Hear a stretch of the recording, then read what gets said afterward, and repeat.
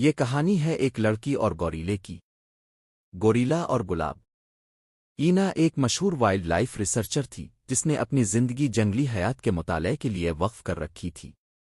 اس کا نیا مشن افریقی جنگل میں ایک نایاب گوریلا کی تلاش تھا جسے مقامی لوگ عیسایہ کہتے تھے۔ وہ کہتے تھے کہ وہ گوریلا عام گوریلوں سے زیادہ ہوشیار، طاقتور اور عجیب حد تک انسانی جذبات رکھنے والا تھا۔ اینا نے کئی دن جنگل میں گزارے لیکن سایہ کہیں نظر نہ آیا۔ ایک دن جب وہ ایک پہاڑی غار کے قریب پہنچی، اچانک ایک زوردار گرج سنائی دی۔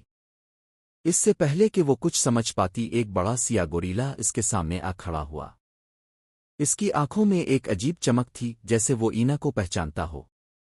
اینا خوفزدہ تھی، مگر حیرت کی بات یہ تھی کہ گوریلا نے اس پر حملہ نہیں کیا، بلکہ اس نے ایک سرخ گلاب کی پتیاں اس کے قدموں میں گرا دیں۔ اینا حیران رہ گئی، یہ کیسے ممکن تھا؟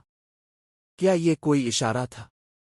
اگلے دن گوریلا بار بار اس کے قریب آتا، مگر ہمیشہ ایک فاصلے پر رہتا۔ وہ اسے پھل لا کر دیتا جیسے اس سے دوستی کرنا چاہتا ہو۔ اینا آہستہ آہستہ اس سے مانوس ہونے لگی۔ مگر پھر ایک رات جب وہ اپنی کیمپ میں تھی، ایک شور مچا۔ وہ باہر نکلی تو دیکھا کہ کچھ شکاری سایہ کو پکڑنے کی کوشش کر رہے تھے۔ گوریلا غصے میں دھاڑ رہا تھا، مگر زنجیروں میں جکڑا جا چکا تھا۔ اینا نے فوراً ان شکاریوں کو روکنے کی کوشش کی، مگر وہ ہنسنے لگے۔ تمہیں پتہ بھی ہے یہ کون ہے؟ ایک شکاری نے تنزیہ کہا۔ یہ دراصل ایک تجربہ ہے۔